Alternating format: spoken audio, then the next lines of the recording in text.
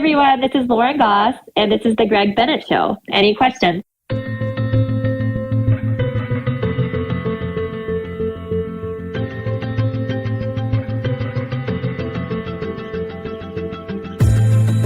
Welcome to the Greg Bennett Show, presented by Any Question. I'm your host, Greg Bennett, and I've just finished an absolutely delightful conversation with a good friend of mine, Lauren Goss.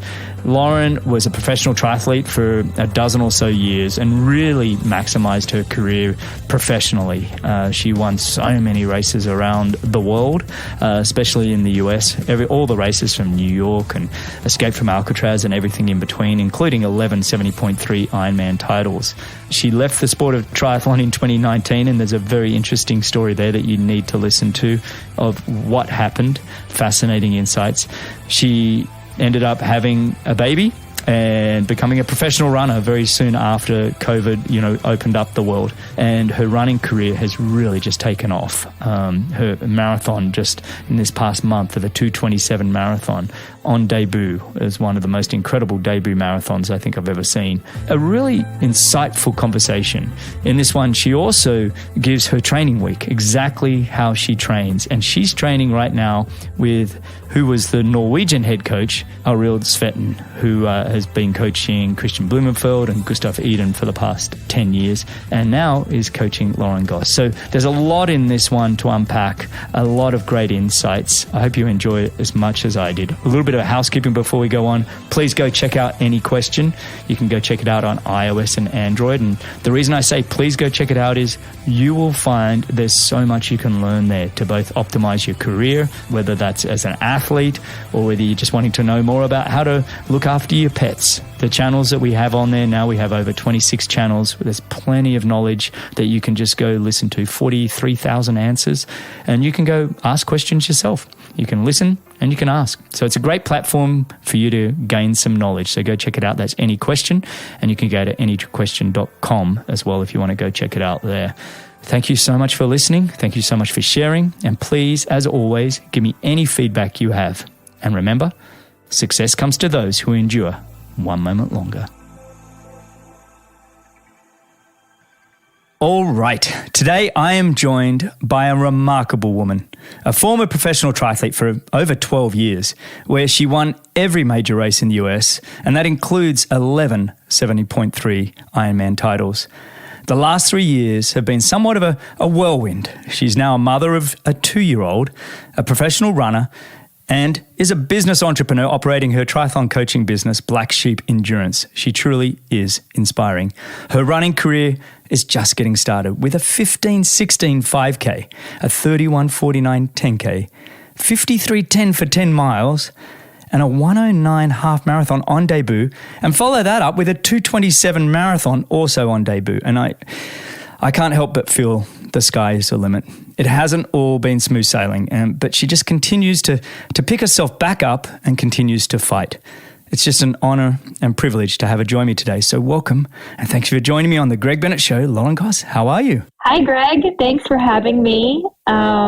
This is definitely one of the podcasts that I listen to every week. So it's such a honor to be on here. So thank you for having me. Not at all. The honor's all mine, and I appreciate you getting up early, because where are you? Are you in Colorado at the moment? Where are you in the world? I am in Colorado. We had a snowstorm. I just finished a workout on the treadmill at the gym, and yeah, here we are. How does that work? I mean, you get up early. And I think, what time is it there for you now? It's mid-morning, but you've got the little guy.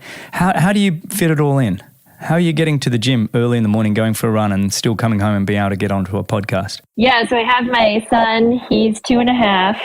I have him at school, and he goes from 8 to noon now. And then also I've joined a gym here that has childcare. So I'm able to take him to the childcare at the gym while I run too. So, there's always a way to figure it out. If you want it enough, there's always a way. Well, I love that. And I think that's a really great way to start the show, because We got a lot to cover. I want to discuss your triathlon career. I want to discuss your running and, of course, being a mum and how that's impacted, everything in your life. So let's just dive in. Okay. Let's rewind the clock. It's my favorite thing to do, and I just love listening to people's journeys and what really brought them to where they are today. But let's start with the initial part of finding your passion for the sport of triathlon specifically, I guess, and endurance sports as a whole. And when did that all begin? I would say I've been in endurance sports my whole life. I was a swimmer growing up. So, like most kids swimming at a high level, I was doing the double practices every day. I did that up until I was 15 years old, and my dad was in the Navy, and we moved different states, and I had to be on a different team. I would say that was the first turning point in my life where things started getting weird.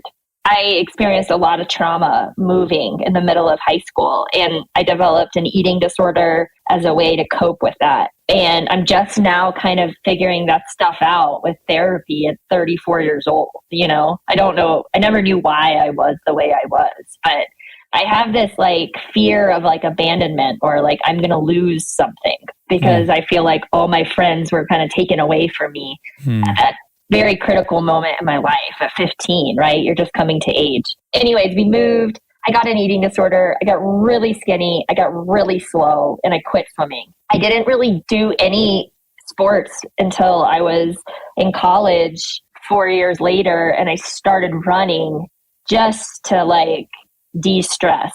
There's a huge story in that, but through meeting people in college, I was introduced to triathlon, a sport I didn't even know about, honestly.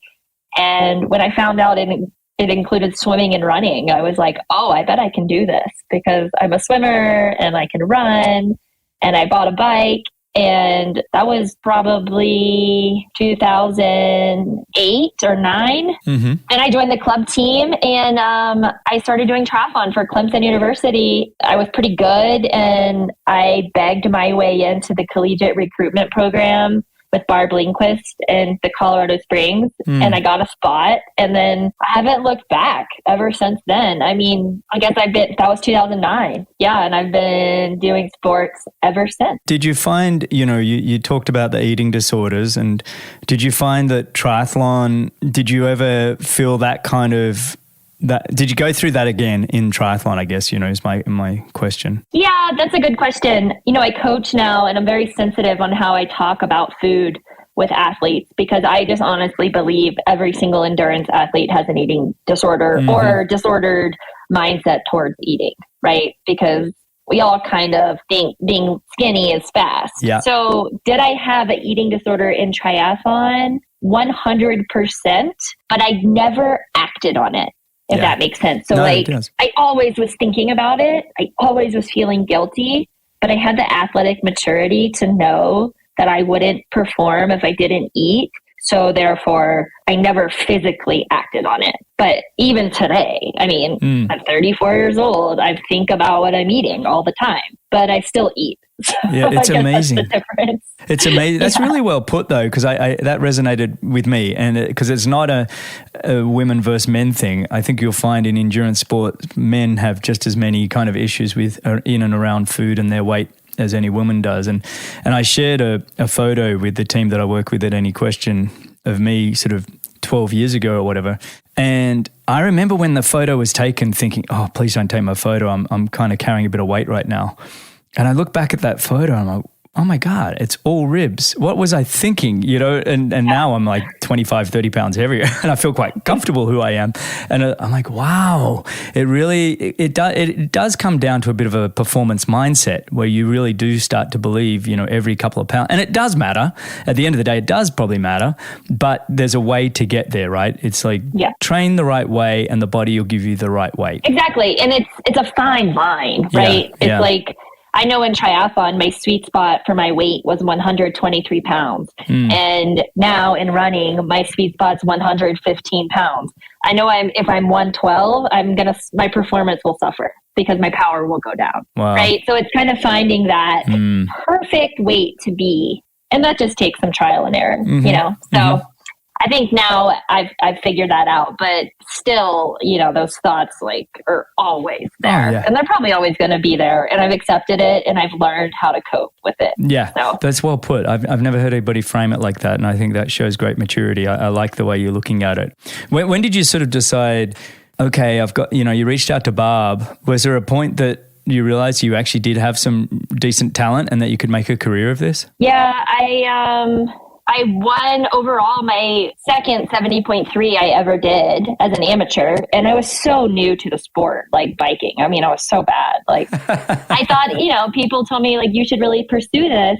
And I was very attracted to traveling for the ITU circuit because growing up, I never left the country. So I wanted to see the world and they were willing to pay for me to do that. I set these very small financial goals every year for myself. And, you, Greg, and Laura actually taught me. I would credit a lot of my success to you guys because you guys taught me how to make money in the sport. And I changed my mind shift. And ultimately, I left the ITU and went to long course and non-draft racing because I knew that's how you make money. And so I got into triathlon because I wanted to see how good I could get. And originally because I was like, maybe I can make the Olympics. And quickly I realized I can either make the Olympics or I can make this a career and I can do this for a pretty long time. And I made that choice to figure out how to make money in the sport. And I mastered that. And I made great money in the sport, not even being that great. I was pretty good, but I never did a world championships. And I was making, 6 figures for a very long time. That's why I was able to stay in the sport so long because I used the resources around me to figure out how to make money and to have longevity in the sport. You want to have a career and you want to see how good you can be, but you can't do that unless you have the financial stability to give it a good shot. And so it's not saying money is everything. It's saying, look, I can't be my best unless I can financially afford to do this. And by buying myself more time, I get to have more years at trying to find out who I am. And, and thank you for crediting Laura and I on that. I laugh, but one thing I've always enjoyed about watching your career was that you did have a business mindset, that you were a professional athlete, that you understand your strengths and where your weaknesses were, and you honed in on those strengths to optimize them absolutely as much as you could. And, I just had Belinda Granger on the show, and Belinda Granger also did that same thing. She understood where her strengths was and she maximized those. And I think you've done that incredibly well throughout your career. And we'll touch on that a bit more with your running career on what you're doing there. But I've always been impressed in the way that you did focus on the right events at the right time without just putting your head between your legs and going, it's all about Olympic gold. And it's kind of going, well, hang on, have I got Olympic gold in me? Be realistic. What, or can I go win the Rev 3 series or the whatever series you were winning at the time? Because you were winning a lot and you were making a decent 6-figure income, which is kind of what you need to be doing. You need to be doing that in those years when you've got that ability. Exactly. And, I did that in my 20s and I was able to buy 3 properties in Boulder. I was able to now have my business. And now I would say I'm finally benefiting from investing all that time making money in triathlon because now I'm running and I don't want sponsors. I don't care about the prize money. I just want to get fast times. Classic. And so now my mindset has completely shifted because like you said, I now have the means to do the sport at the level I need to without worrying about, am I going to break even on this trip? You say you don't want sponsorships. You don't want them. Is it tell me what is that?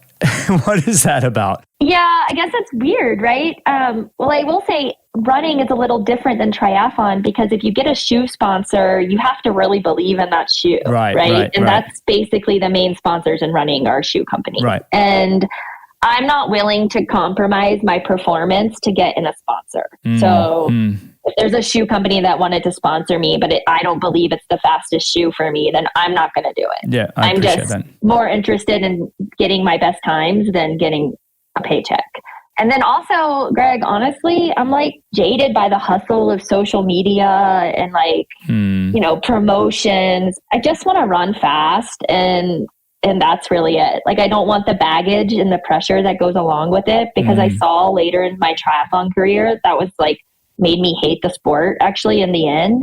And so I just, again, I know my strengths and I know my weaknesses and I know my formula to be fast. And I don't really think that includes having sponsors. Yeah. So I've just recognized that. And like, trust me, I'd love to show up with a Nike uniform and be on the start line. Like, I would give anything to have that, but I'm just not. I don't think Nike's in the cards right now. And that's probably, there aren't that many companies I would actually end up running with. So I've just kind of put that aside, and it's not a priority for me. But if the right company came on board that was supportive in every way that you could imagine, if it was... I would do it. Yeah, we don't put pressure on the social media side, plus we have a great product for you to use. And if it all made sense, it would be worth saying yes to. But I totally hear you. I remember even when Laura and I were racing, and we had New Balance Japan forever, for about 12 years of our career, and they were fantastic. And then when they left, there were other opportunities for different kinds of shoe companies. And I remember thinking, and Laura and I said, and this is when there were some pretty big, decent money races around, the Lifetime Fitness Series, Hy-Vee Triathlon, and thinking, well, if we just win one of those, it's going to be better than any shoe sponsor we could potentially have. I need the fastest shoes so I can potentially win the prize money, and then I can take out the middleman altogether. I don't need to have a sponsorship. Exactly. So I love that. I love that mindset. And so at what point was it that you really pulled the trigger and said, okay, I'm going to make a career of it? You said, how many years in were you that you were like, okay, I'm going to make this a business and I'm going to make a career out of this? My first year racing, I made $5,000. My second year racing, I said, if I don't, I was like, I need to make $20,000 my second year racing. And if I do that, I'll do a third year. And I did that. And then my third year, I said 45. And I did that. And then at that point, my third year, I was on to it. I figured it out. I was like, I'm getting exponentially faster every year. Yeah. I know how to get sponsors.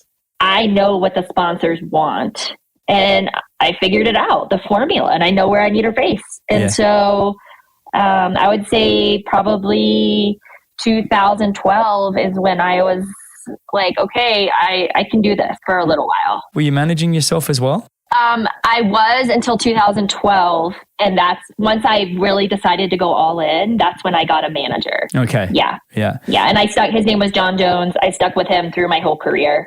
And I pretty much had the same sponsors my whole career. So that was pretty easy to keep getting more money every year, because you just kind of, they add a little bit more every season. So, well, you kept winning. You kept winning and winning. Well, yeah. And I kept maxing out my bonuses because I chose the right races. Yeah. What people don't understand is in the sport, you get the same bonuses for any 70.3. So why would I go to Oceanside, the most competitive race, when I can go race in South America and win, and get a cool vacation too. I love it. I don't know. So in your triathlon career, let's dissect a little bit. You had some amazing highs and you had some lows. Let's tell me some of the greatest highs that you had in your career and the moments that you had. I really enjoyed winning Escape from Alcatraz, New York City Tri, St. Anthony's, like all these races that I started doing when I was just starting the sport. And women like your wife or Sarah Haskins, these girls were like, I looked up to these people and they were winning these races. And then I finally came into my own and started winning them and beating these people. And like, that was really special for me. And honestly, Greg, though, I will say once in the Beijing Tri, right? Yeah. Like, I don't know, I ran $50,000 in 2 hours. I was like, this is a joke. I mean, to me, the whole thing was comical. The whole 10 years, honestly. It was like, I can't believe I'm making money running around in my bathing suit across the world. Like, this is weird. But as soon as the Olympic distance non-draft racing in the U.S. started dying down, I was forced to do 70.3 long distance, I started not liking the sport anymore because I didn't enjoy cycling. And that's what you really had to do the most of. And so I no longer was having fun, and it was work. Yeah. That was probably around 2017 where I started making that shift. And I would say that's kind of when I stopped enjoying it a lot. And I don't really think I even got that much better, because I really don't believe you can be your best if you don't absolutely love what you're doing. Yeah. And now at 34, I can look back and say that was what was happening for me. You and I are probably much on the same boat.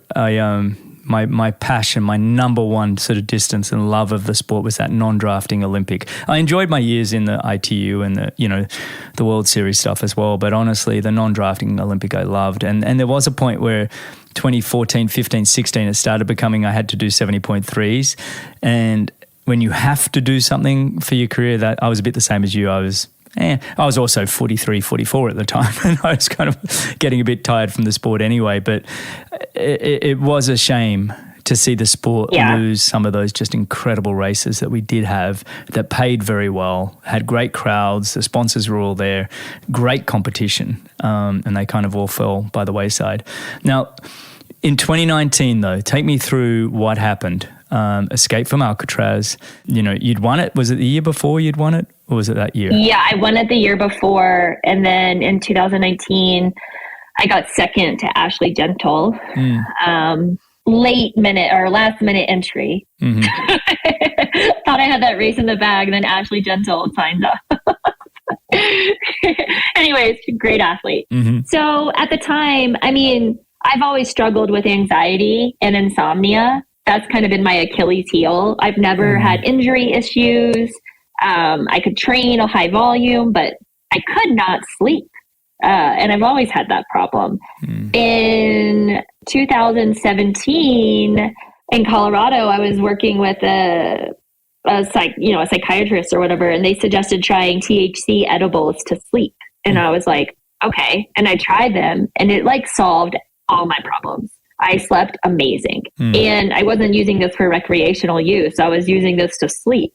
I knew THC was banned in competition, but not out of competition. And obviously I wasn't using it in competition. So I was like, okay, I'm fine. I would make sure to stop using it before the races or whatever. And so I probably was drug tested 20 to 25 times over those years and never had a, positive test, obviously. And right before Alcatraz in 2019, I rolled my ankle pretty bad, and I thought I had a stress reaction, but I wasn't sure. But I started using this THC cream, and it really was working, and I was getting better, and I was like, great. And then, I do the race, I have the drug test, everything's fine. And I found out I got a positive test and for THC. And it was super confusing for me because I had tested negative 25 times, I felt like I was being super responsible with using that stuff for sleeping. And I think that cream was put me over the edge, I guess. That's still the only thing I can think of. And I was on my way to race in July of that year. So this is 4 weeks later, to Ecuador to defend my title at 70.3 Ecuador. And I'm in the Miami airport, and I get an email from USADA saying I had a positive test. Wow. And nobody wants to get that email. My heart just stopped. I didn't know what to do. I called my agent, I called my coach at the time, and it was, again, we had no idea what to do. But I just flew back to Boulder. I didn't go to the race. I just came back to Boulder and tried to hired a lawyer, spent $10,000 on a lawyer and tried to start figuring this out. And, unfortunately I lost. I had to serve a 6-month ban.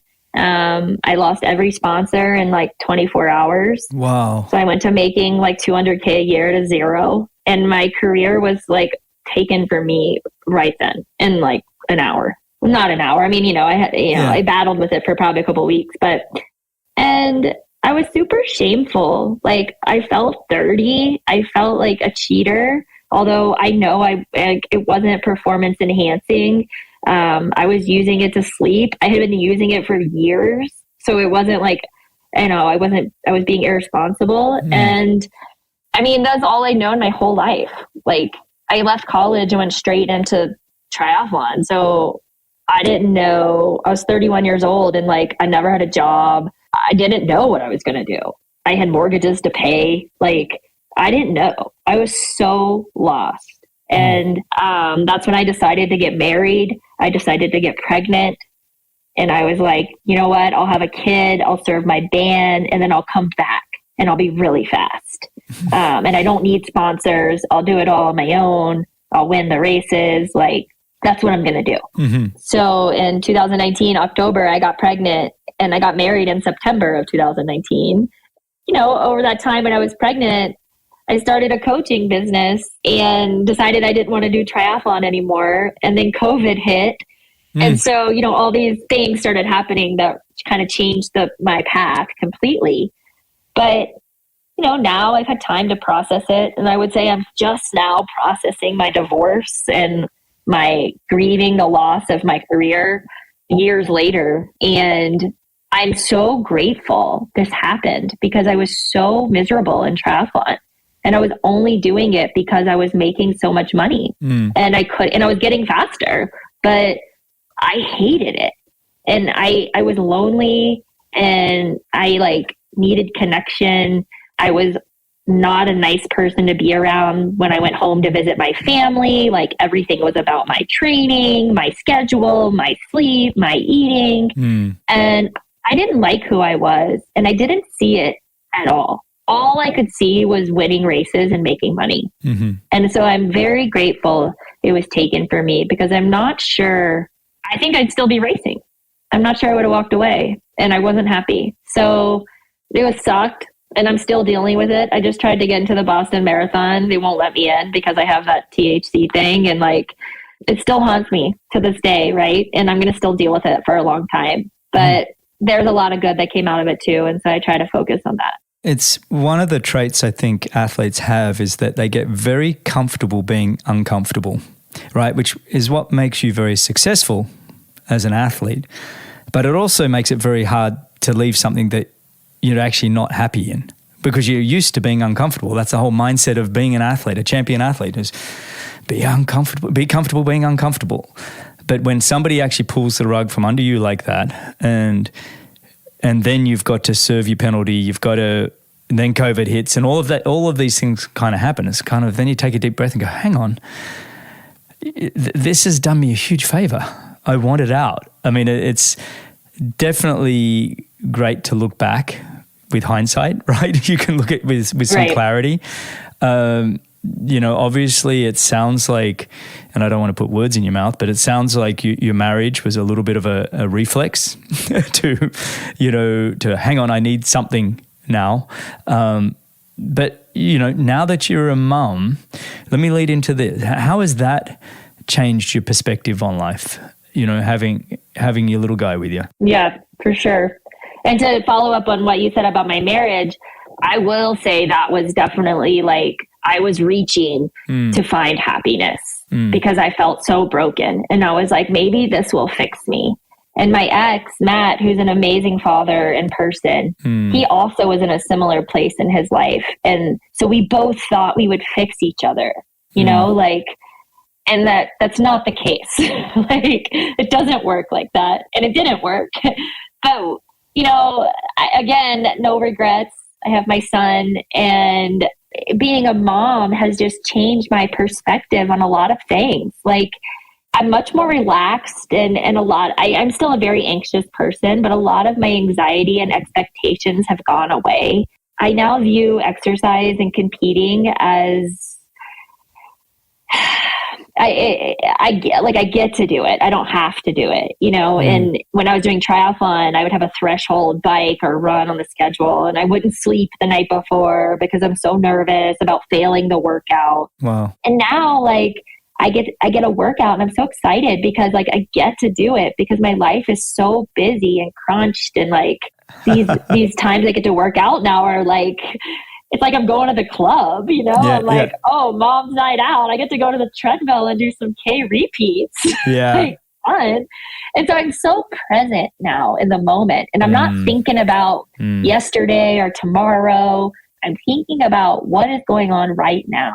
And like, and how can I show up to be the best mother for my child? And I'm learning, and I got back into running, and I'm still competing because I need to compete to be my best self for him.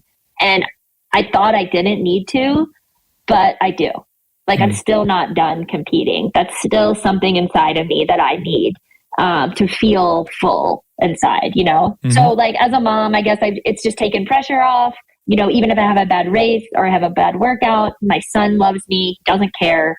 And like I still got to show up for him. Like, I don't have time to go like be depressed because I didn't run the time I wanted. You got to go back into life. You got to walk through the fire.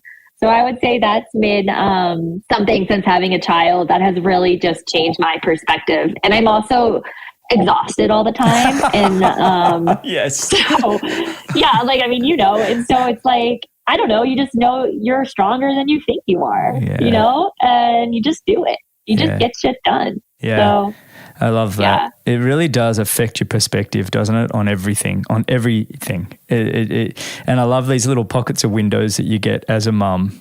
It's like Laura's the same, you know, I see her run off to the gym and just loves she does 30 minutes of stair stepper just to watch a little bit of a movie or something and just do stairs or whatever and just have that moment to decompress and just be you without having to cater to somebody else's needs. You know, it's almost like it's freeing. You know, I get to do this rather than I got to do this. That's really great. I love that perspective change. Now, with your running, you've had a couple of coaches, but from what I understand, you started working with Arild Tveiten from the Norwegian group. Is that true? Yes. I am working with Arild Tveiten, and he is in Norway. I've had some great coaches in running up to this point. I worked with originally Tom Schwartz, and I went to him. I guess I started running altogether because I ran during my whole pregnancy every single day. I ran trails every single day, like no watch. And I just did it for fun because, as you know, in triathlon, we're grinding on the flat roads. Like, we're never, you know, I lived in Boulder. I never ran at Chautauqua, you know, and it's just like, why, how have you not done that? So I took advantage of that. And then I had my kid, and then I'm coming back, and Matt, my ex at the time, he's like, you need a coach because you're going to get injured. Because at this time I was running 10 miles every single day. Slow, but every single day, 10 miles. Like, that was my thing. He's like, why don't you hire Tom Schwartz? Because Tom is a very scientific, data-driven type coach. And Matt and I wanted to learn for our own coaching business, you know? So I hired Tom really as a consultant to figure out how to run coach, not really for myself. And then once I started training, he's like, I think you can make the Olympic trials, Lauren. And I was like, oh, you've got to be kidding me, dude. Like, my PR is like 35 minutes in the 10K and the time's 32 minutes. I'm like, there's no way. And I kid you not, 3 months later, I got on the track for the first time in my life. I'd never been on the track in a race. And I ran that time, 32:17. And I don't know how I did that. And Tom really taught me to believe in myself. And then I ran the Olympic trials, and then Matt and I talked, and like, I could see myself kind of going back to that professional athlete, very selfish type person. And we decided it was best that I didn't run anymore. So that was it. So I quit, and I left Tom, and I was like, how cool. I ran the Olympic trials. Like, that was fun. Now time to be a mom again, you know? Like, so I quit running, and then Matt and I split up, and again found myself like lost. Like, I was empty. I needed something else. And I go back to, I needed to compete to feel whole. So I hired a local coach in town that had a group of women, and because I felt like I needed connection and I needed social time because I was with Wilder all the time by myself. And then I did the 5K and the 10K on the track with Rick Rojas this summer, and that was great. then we parted ways for various reasons. The group just wasn't working for me. It was really hard for people to understand that like I have a very strict, like a very like limited timeline. Because as you know, like when you have kids and you're training with people that like aren't married and don't have kids, it's just like yeah, they don't get it. I don't have time to talk at the workout. We gotta go. You know, like I can't shoot the shit for 20 minutes, then do the workout, then do the thing. Yeah. And so then I was consulting with the team Norway to just learn their methods for my own coaching. So nothing to do with my athletics personally. It was with my business. I asked both Olav and Arild, I was like, do you guys recommend any run coaches out of Norway? Because I really would like to do this, you know, sub-threshold, lactate, high volume approach in running and really try to see what I can do in a marathon. And I ended up just working with Arild. Like he ended up taking me on as his first running only athlete. And he's never coached a runner. I'm his first one. And we have a fantastic relationship. He's wonderful, isn't he? He's wonderful. I've had him on the show. He's so good. He said, I'll work with you, but like, you're probably going to do all your training on your own. You can't run with groups. Everything is controlled by lactate. Like you can't go join the group long run and go too hard. You know, it was just like, and he's like, the training is very boring and it's very hard to do alone. And I was like, I'm here for it. So I've done pretty much all the training by myself and I love it. I mean, I don't know. I'm learning from him every day. And I hired him in August and I was like, I want to do a marathon in December and I want to run 2:27. And he was like, okay, well, what's your half marathon time? And I was like, well, I've never done a half marathon either. Not off the bike anyway. I've done it off the bike, but I haven't done it anywhere else. Yeah. Exactly. And he was like, oh, okay, well, maybe we should do a half. And I was like, okay. So I signed up for a half and we did that and we got some data from that, you know, and then I did the marathon. And I'll tell you what, Greg, I told him I wanted to run 109 and 2:27 and I ran 109 and 2:27. Wow. These guys, like Norway is doing it right. Like if you can do the training, you are going to be fast. The question is, the training is not for everybody. Yeah. So take us through a little bit of that. What does that training look like any given week, or is it changing every week? Oh no, it doesn't change every week. It's very routine. Arild, they believe in like routine. So doing the same flow every week. Yeah. Because the body really likes routine. Yeah, I agree. So I was running for my marathon build. It was about 16 weeks and I was running 100 miles a week, every week, no down weeks. So they don't really believe in taking days off or having a recovery week. They structure the training so that the weeks can be repeatable, right? So you don't need a break. No. Joel Filiol was also like that when we talked on the last, had Joel on the show. He's like, look, you're overtraining if you need to have a break. He's like, get the formula right, and then you can consistently keep doing it. Exactly, and that's what we do, and we found what works for me. So, you know, I'll just take you through a week because I know this is what people like to hear anyway. Yeah. This is the actual training. Yeah. So on Mondays, I would do an hour swim. I swim every Monday with Gwen Jorgensen, good friend of mine. That's our Monday, 10 a.m. We swim together, and I would run an easy hour. And that's it, Monday. Tuesdays are double threshold days. So in the morning, I do 13 miles with probably 6 miles of work at threshold. When I say threshold, we're using lactate and we're looking for between 2.5 millimole and 3.2 millimole. And that's much lower than some people think lactate LT2 is. A lot of people, associate that with around 4 millimoles. But the philosophy behind this is that if we go a little under, again, we won't need that much recovery and we won't have the muscular breakdown and we don't need easy days. And we can do it more often. So, yeah. So like an example workout would be 5 times 2K at LT2, right? With 1 minute rest in between. So very short rest. And then in the evening, I would hit the treadmill and do 10 by 1K at LT2, same pace. And that workout would be around 10 miles. So Tuesday, we're at 23 miles for the day. It's a big day. It's a big day. And on Wednesdays, this is what I think the moneymaker secret session is. So everyone listen. So on Wednesdays, I would do around 14 miles with 10 miles at LT1. And LT1 is the turning point where your body goes from using fat to using a mixture of fat and carbohydrate. Okay. So for me, that's around 6:15 pace. Yeah.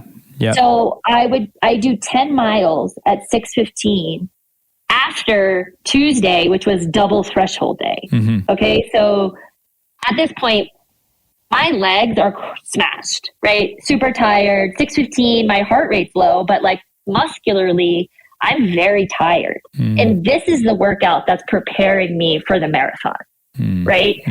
This is how I'm going to feel. So like Norway doesn't do gym. They don't do strength training. They do sessions like this. So like a lot of LT1 work followed by double threshold day, right? Coming off where you've put so much load in your legs and now you still kind of have to do something that's uncomfortable, right? And then Thursdays, I would have 2 10K runs. So a 10K run in the morning and a 10K run in the evening. And that's because once you're running this much mileage, 10K is like basically like running 0 miles. So having 2 of those runs, like it actually made me feel a lot better and kind of flushed my body, right? But really, I still got 12 miles on the day. Like, and then Friday would be another threshold day, but longer intervals. So an example workout, the hardest one I would do was 4x4K at LT2. Yeah, right. With only 2 minutes rest in between, right? So for me, LT2 is around 320 per K, 520 pace per mile. Yeah. And so that's a pretty challenging workout. And then Saturdays are just an easy day, an hour easy. Hang on, only one run on the Friday? Sometimes I would have. I'm just teasing you, by the way. I'm giving you a hard time. Sometimes I would have an afternoon shakeout on Friday or Saturday. So yeah. And then Sunday is just my long run. So what was Saturday? Sorry, I cut you off. Oh, Saturday is just an hour easy. Oh, easy. Like super easy. And easy for me, easy for a 2:27 marathoner is 7:45 to 8-minute pace. Yeah, right. Just under 5-minute pace. Yeah. And then Sunday's a long run? Sundays are a long run and they're from 2 to 2.5 hours. But I think people are going to be surprised by this. I only did 1 long run with work. 1 workout. That's it. And I did that 3 weeks before my race, my marathon. And the rest of my long runs were 7:45 to 8-minute pace. Oh, really? Yeah. Yeah. But that's because during the week I did 3 threshold sessions and then an LT1 session. Yeah. You know, so I was doing about 40 miles of work a week at intensity. Yeah, so it becomes about strength. It really is. Sunday's your strength run. It's like you've had a big week. Hold the body together and just stay on the legs. Time on the legs. Yeah. Time on the legs. Yeah. You know, what's interesting about there is the lack of intensity. You know, nothing super high. LT2, you know, they're all, you could still be doing those. And if someone was running next to you, you could still kind of talk from time to time. You know, I mean, you're going fast, but you're still able to go, hey, you know, watch the pothole or whatever. And, you know, that high intensity is not there. No, like LT2 heart rate for me is like 156 to 162. So it's pretty low, right? Yeah. And I never did 1 workout faster than half marathon pace since I've been working with this Norwegian program. Yeah. I have not done any of that and I'm still fast. Is that because you have, like, what do you think they would do if somebody didn't have some natural kind of speed? I can answer that exactly. So first thing I did when I started with him was I went to the lab and did a VO2 max test. And my VO2 max in Boulder was 75. Wow. And it's very high for a woman, by the way, everybody listening. Yes. Very high. Very, very high for a female at altitude. At altitude, yeah. I don't know what percentage you meant to add on or take off for altitude, but I'm sure there's a formula. He said it's about 2 to 3. So that's probably like a 78 at sea level. Okay. And I asked him because I'm a coach too, right? Like I want to learn. And I had the exact question you just asked me. And I said, what are you looking at to decide if I need intensity or not? Right. And he said, your VO2 max is so high that is not a limiter for you. So if I had a VO2 max of 62, I would have to be doing VO2 max intervals. And those would be included in my program. But since my VO2 max is high, my limiter is strength and extension at LT2. So our goal was to build strength and build the amount of time. Like we worked up to 10 miles of LT2 work in one workout, right? So like extending the amount of time at LT2 and strength. And so that's how he identified that. So again, if I was someone with a low VO2 max, then I would probably be doing a mixture of VO2 max intensity within my session. I like that. It's funny because I spent a lot of time studying Arthur Lydiard, and I think you did too from our last conversation when we chatted in Boulder. I think you were, Arthur Lydiard is what I modeled most of my career of. And it was always, a lot of that LT2 kind of running, LT1, but every Tuesday doing 20 miles at that kind of pace. For me, it was around that 6-minute mile pace, 345 Ks that you do every Tuesday. But you knew if you could do that, you knew you could sprint a 10K. Do you know what I mean? It was like, and then you're just talking about leg turnover and leg speed, which for me, I would do a little bit of -1 or 2% downhill running, on the trails in Boulder, just to get the feeling of turning the legs over. But it wasn't hard breathing, and they were 15 to 20 second type efforts, but just to turn the motor skill pattern on. Do you do any of that kind of work, any kind of leg turnover on the treadmill or slightly downhill running? Yeah, that's a good question too. No, we don't. So what we do though is, let's say like 4 weeks out of the event, my LT2 is 320 per K. In my half marathon, I wanted to run 315 per K. Okay. And this is the same if I wanted to do a 10K. And let's say I wanted to run 305 per K. For 4 weeks leading into that race, one session a week would be at race pace. So whatever that is. Right. If I'm doing a 5K, it's 3 minutes per K, so right? It's very limited. I like that. Yeah. Very limited, but to get the legs to get used to that leg turnover. Yeah. Because like you said, if you can run 20 miles at LT1 and feel good, like metabolically, you are primed to run fast. It's all about that neuromuscular turnover and being comfortable doing that. So that's how they kind of do that, is 4 weeks out of the race. We do one session a week that's race specific and exactly the pace you will be running in the race to get used to it. I love that. How is this, knowledge that you've generated through working with the Norwegians impacted the way that you're coaching your athletes now? Have you made shifts with the athletes and their programs? For sure. I've made shifts in the athletes where it makes sense because this program doesn't work really, I think.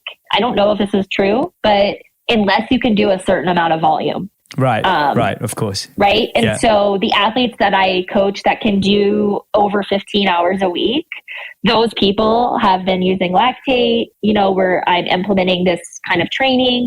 But the people that can only train around 12, they still need that high intensity because you're just not doing enough volume for this kind of training to work. Well done. So that's fantastic. Yeah. Good on you. I mean, it's understanding the person you're working with and what are their wants and needs and how can you incorporate it. And if you've got 12 hours a week or 10 hours a week, we got to optimize those hours. Yeah, fascinating. How many athletes are you working with at the moment, and are you taking any more on? I have 30 athletes at the moment, and no, I'm not taking anybody else on. I am booked, and as much as I'd love to coach more people, I just can't. No. It wouldn't be fair to the ones that you have at that point. You've got to... Exactly. I mean, I'm at a point where it's honestly probably a couple athletes too much.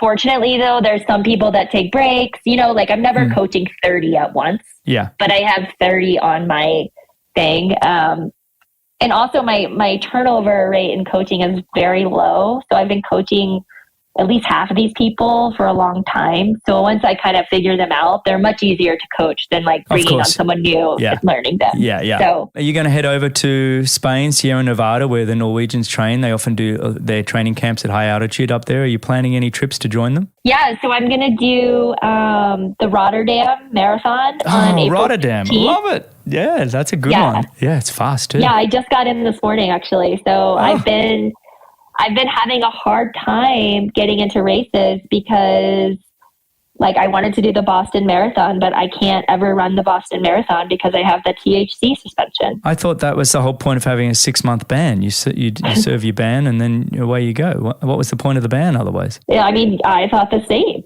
and I've been talking a lot with USADA and I'm pretty positive in 2024, the THC, the whole rule is going away. So at that point, am I allowed again because it's legal now? Yeah, So anyways, I just finalized, I'm going to do Rotterdam. And then after that, I am going to hopefully go meet up with them in Sierra Nevada. And because the Norway team will be over there doing their preseason camp. Oh, that'll be fun. So, that'll be great. Yeah. They're a good bunch of guys, Gustav and Kristian and obviously the coaches. It's a good squad where they genuinely seem to care about each other. It seems like a very tight, unique community. I think it's wonderful what they're doing over there. Oh, for sure. Yeah. I love these people and and Arild is the best coach. I'm on the treadmill or I'm at the track or whatever doing my workout, taking my lactate, and I'll text him. He's live with me during my workouts. He's on his phone waiting for me to message him what my lactate is after the interval and how to adjust my intensity based on that. Wow. That's a coach. Yeah, that's fantastic. That's just a good human being. That's somebody who genuinely cares. Yeah. Yeah. He genuinely cares. And I'm so grateful to be able to work with them. But, selfishly, I would love to go train with Gustav and Kristian because I feel like our running intensity would be very similar. Oh, for sure it would be. If you're running a 2:27 marathon, 1:09 halves, you're right on. It's like you'd slot right in. It's perfect. Yeah, especially for their triathlon training, right? Yes, of course. Running at a high intensity. No. That's what we're talking about. Yeah.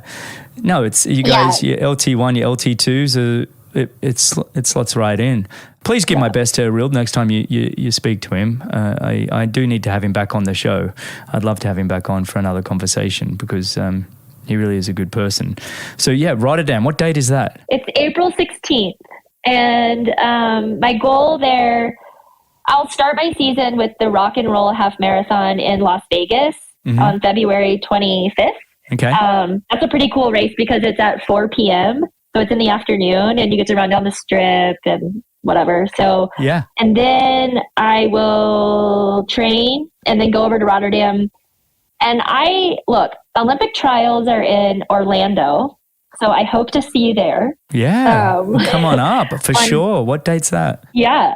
February 3rd, 2024. Okay. So that gives you it's a good year. Yeah. We got a year and it's a 4-lap course and I love laps. And it's flat and I love flat. What are the kind of times you have to do? What have they set for the marathon to qualify? For the Olympic trials, you have to run 2:36:59. So that's... Oh. Yeah. Okay. I already have my Olympic trials time. So that's I'm working backwards, right? So I'm okay, that's the big race. And so I need to do 2 marathons this year. And I wanted to do one marathon where I could get a fast time. And that's going to be Rotterdam. I'm going to Rotterdam with the goal of running a 2:24. It's a flat race. People run there to get good times and I want to get 2:24. And then I'm going to run the Chicago Marathon in October because I want to race against the top U.S. women. Yeah, and you never know what you're going to get in Chicago. It's going to be freezing cold or really hot and humid. It's such a random race. Exactly. Exactly. And so if it's cold, I'll probably get a good time. If it's hot and humid, then that's great prep for Orlando. Yeah, right? And so either way, it's good to get a race. It's good to race. Yeah, right. Yeah. And I want to go to that race just to be competitive. And I'm racing at that point for a place. So I don't care about my time. and I'm trying to get my time 2:24 in Rotterdam. Yeah. So that's kind of how I'm looking at this season. Good on you. Good on you. And you add a few short races in between and things like that just to keep yourself going. Yeah. All the ones with the prize money. Yes, of course. Why not? Of course. It hurts just as much. You'll be proud of me. You're going to be proud of me for this. Last summer, I found there was a 5,000 meter track race in Pittsburgh. And if you broke the Pennsylvania state record, 15:17, you couldn't have a pacer. That was pretty much the only, and you couldn't have run faster than 15:17 ever in your life, right? Yeah. Those are the two criteria. It was $20,000 to get first. And so you did it, yes, right? Yes, you went. Yeah. And that's your 15:16 that you've run. 16.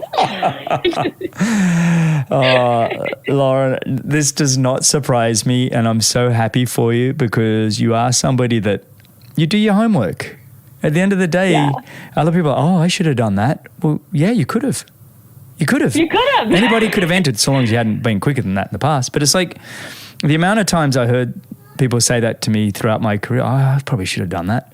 I'm like, oh, really? Well, firstly, you could have. And secondly, and here's my ego speaking, everybody, you had to beat me. Yeah, exactly. So excuse me for that, but that was always kind of, I'd never say that, obviously, but it was kind of, it did make me always feel that way. Well, I've got a few more questions before I let you go. And these I kind of sent you earlier because they're kind of ones that I'm always fascinated about. And the first one is, what would you tell your 18-year-old self now? I think I would tell my 18-year-old self, one, to go to therapy, like today, like start at 18. And two, kind of get rid of expectations, because I feel like a lot of time in my life, I've been anxious or depressed because I've just set my expectations way too high. And I would say set achievable expectations. I like that. And ask for help when you can't figure it out or you feel stuck, instead of having an ego and being stubborn and be like, I can figure it out by myself. Like, no, like everybody needs help, and it's not a weakness. That is fantastic feedback. Yeah, fantastic. That's feedback. What I'm learning in my 30s. Yeah, no, that's great advice for everybody. It's I think we all get in this trouble of, unrealistic expectations can really just inflame anxiety. And being true to yourself, understanding your strengths and weaknesses, and going, what am I capable of? And then obviously, yes, asking for help. I think that's fantastic. All right, next one. Yeah. Who would you want to have dinner with? Non-family. They can be living or dead. 3 people. 3 people. Can you come up with 3? Yeah, I can. So, but they're all kind of in the same theme right now, because that's my obsession. Yeah. So I would want to have dinner with my coach, obviously. I haven't, I have met him, but only at like St. George as not as him coaching me, so. Yeah. I would like to have dinner with this woman named Ingrid Christensen. She was the world record holder in the 80s in the marathon, the 10K, and the 5K all at the same time while being a mother. That's where I've heard that name from. Yes. She was a Norwegian marathon runner. I'll be honest, I started listening to podcasts and reading books and articles by her, and she's the one who inspired me to try the marathon, because I was so moved by her journey. So I would love to just have dinner with her and talk to her about her career and being a mom and, navigating that. And then the third person, I don't know, probably I don't have a third person, Greg, right now. I'll be maybe person. Jesus. I'll come and join you. I'll come and join. Okay, Greg. You can have Jesus instead. Jesus. All right, I like that. That's a great 3, though. All right, and next question: where do you see yourself in the next 3 to 5 years? Ooh, that's a good one, because I've really been doing work and thinking about that. The next 3 to 5 years. Well, I want another kid, but I mean, I'm not with anybody really right now. So. Yeah. So finding a man and having a kid, I like that. Yeah. I feel like being a mom is like what I'm supposed to be. I feel calm. I feel grounded being a mother, and I really love it. And I want another child. So I would like to, in 3 to 5 years, I would like to be pregnant, and probably my running is over, like competitively, I'm still running, but not. Yeah, I get it. You're giving this a good whack right now. Yeah, I get it. Exactly. And I would like to still be coaching, but I think really, if you were like, what kind of job would you really want? I would really love to be hired by large corporate companies to come in and speak with their employees and like be CEOs on like how they can balance their life with exercise and work and family. I love it. Because I feel like I've learned that how to make it work and how to be able to do it all well. And from coaching, from my own life, from my past experiences.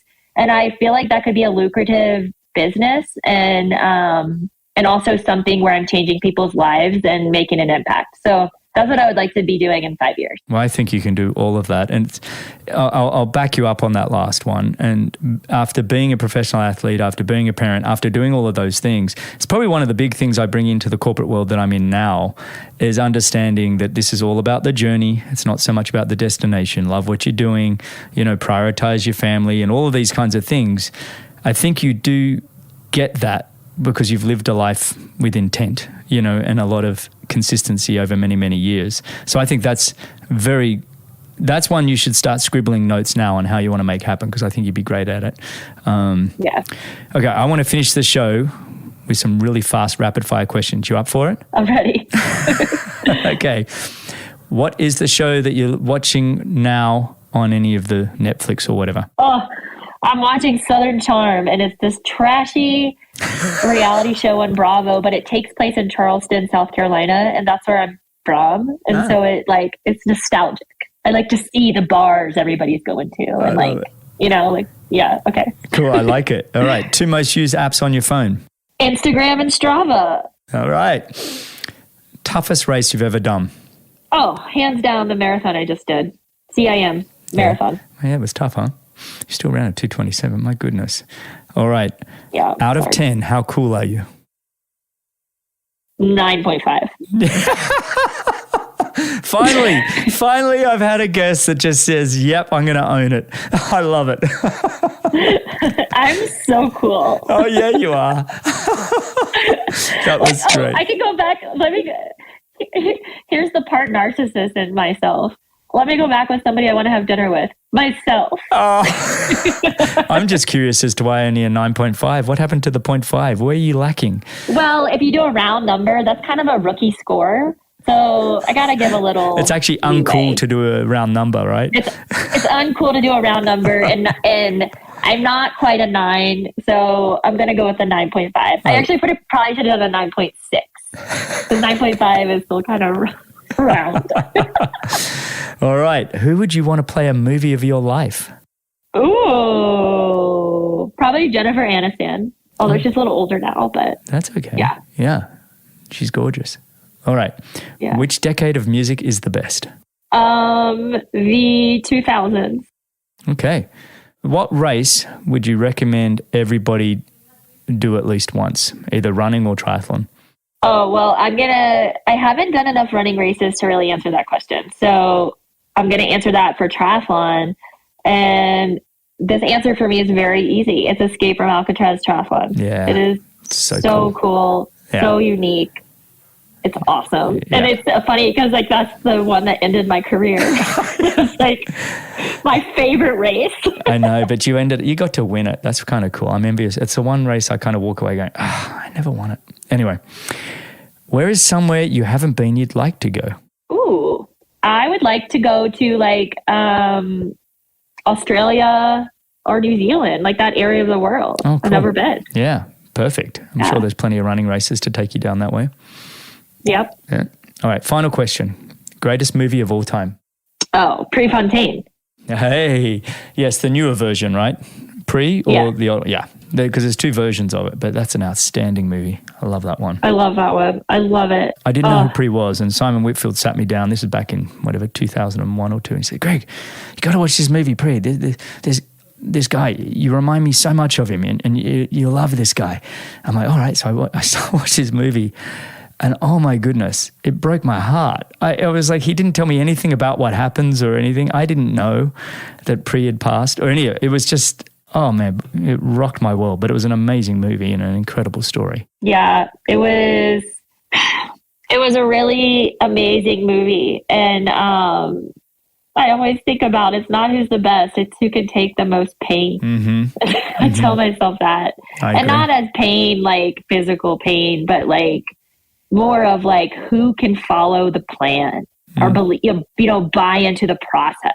Like who can like last the longest without letting their ego get in front of them and sabotage. And my big thing right now, like to wrap up this, is like and as a coach, as an athlete now in another sport, right when we get close to breakthroughs and it starts to get super uncomfortable, I feel like as athletes, we start self-sabotaging, and I've really identified that I do that, and I've seen my athletes do that. So that's what I mean by like, not who can take the most pain, but like you can push through that uncomfortable kind of window right before a breakthrough.